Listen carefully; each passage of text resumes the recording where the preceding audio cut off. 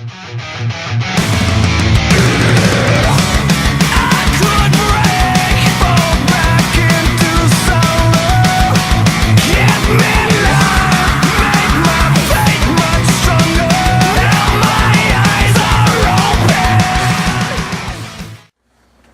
this is Roar Magazine. We're here with Jesse Leach, whose latest project is Times of Grace. It's a collaboration with former bandmate Adam D.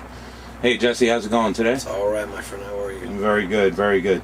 Your Times of Grace debut record is out. It's called The Hymn of a Broken Man, and it was released this year. You're starting the second tour in support of this project. So, how did the first tour go, and how have the first few shows been?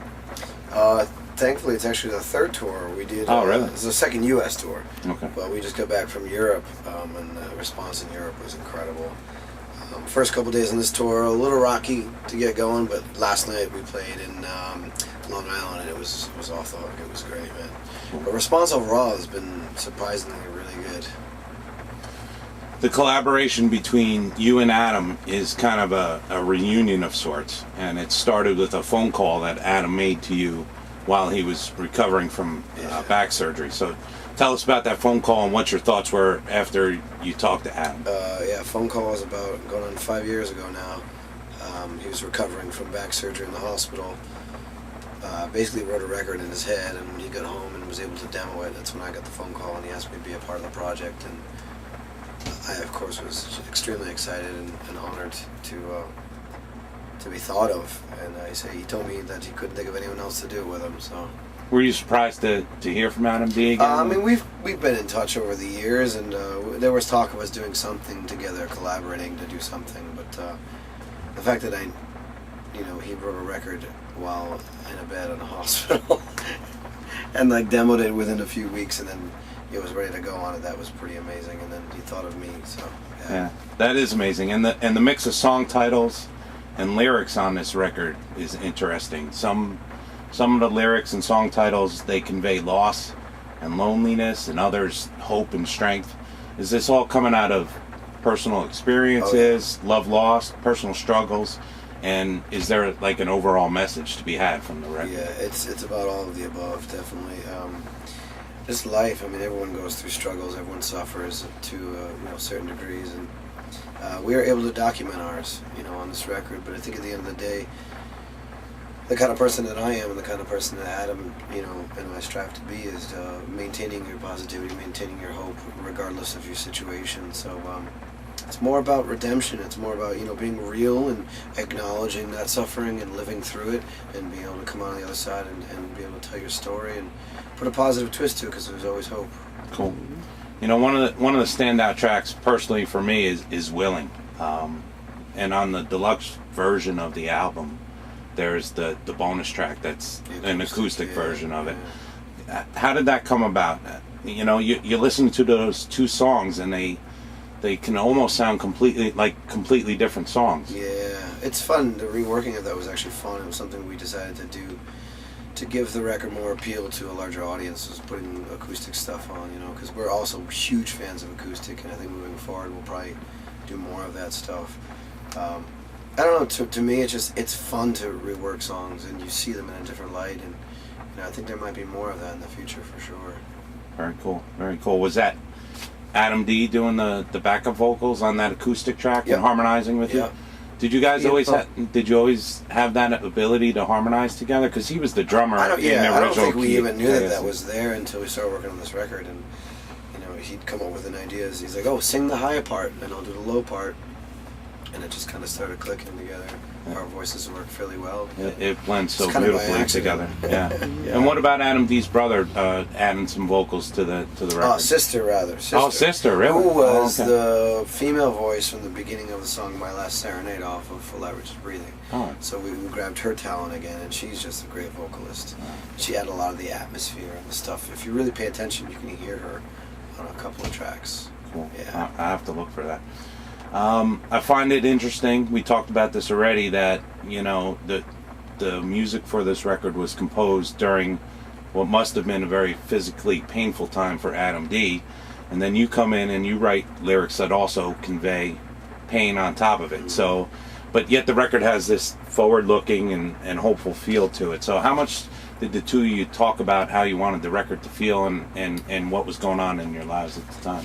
Oh boy. Well, I can't really answer what was going on in our lives. It's personal, but it's amazing.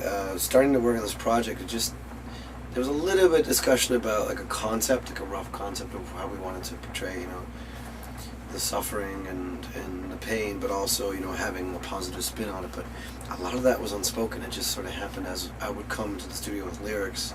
We would talk about the lyrics. He would have these ideas. I would say a couple phrases like, "Oh, I got an idea for this." We were literally completing each other's sentences.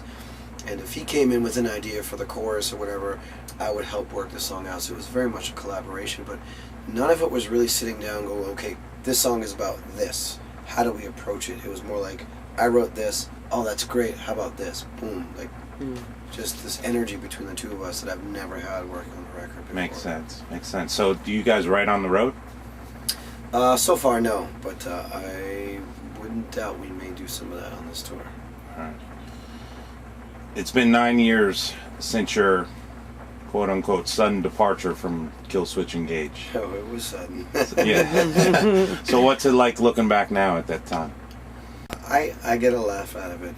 I was a kid. I was inexperienced. I didn't know who I was. I just wasn't ready for life on the road. I just a lot of factors, but you live and you learn, and I think that it's important. I stand by my decision to this day. I followed my heart, and I couldn't be happier. I had a rough 9 years here and there, but I chalk it up to experience. It all makes you who you are, and I think it's a big part of why I was able to write this record and be able to come from where I came from.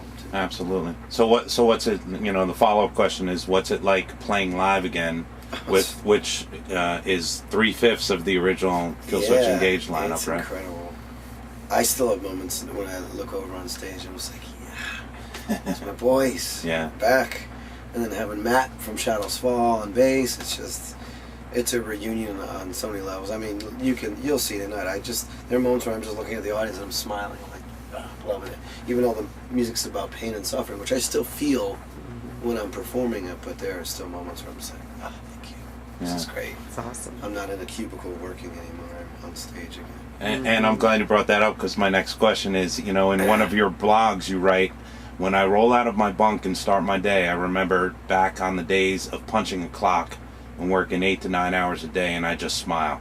So that's got to feel good, right? I mean, you're living... You have no idea. Yeah, you're living a life that so many aspire to. So can you describe that feeling a little bit further? Thankfulness. That's gratitude and thankfulness for all I've been given. There's really no other words for it. Cool. Do you have any favorite songs that you like to perform live? All of them. All of them? Oh yeah. The entire record? I wish we did the entire record, but we don't do the acoustic stuff, because it just, when you're playing tours, you want to keep the energy real high. Sure. Maybe if we do another headlining tour, we'll bring that stuff in. But another song I actually kind of regret we don't play is the last song, where it's just Adam. I don't sing anything on that song, and it's one of the most beautiful songs he's ever written, but he kind of has some self-loathing issues. He doesn't want to play it, so it is what it is. But what about any KSE songs? Can we expect something from Alive or Just Breathing? No, we're laying the groundwork with this band just on our own terms, and trying not to rely on that. And besides, Killswitch hasn't disbanded, so to me it's kind of weird. Yeah.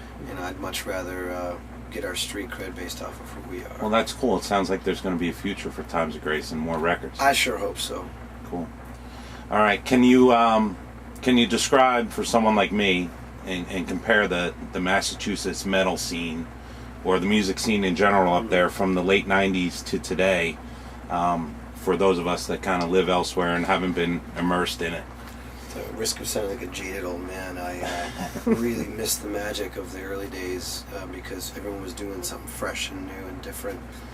And much respect to all my friends who have made it big, but it's crazy to me to see, like, All That Remains, Shadows Fall, Killswitch Engage, Unearth, like all these bands that are names.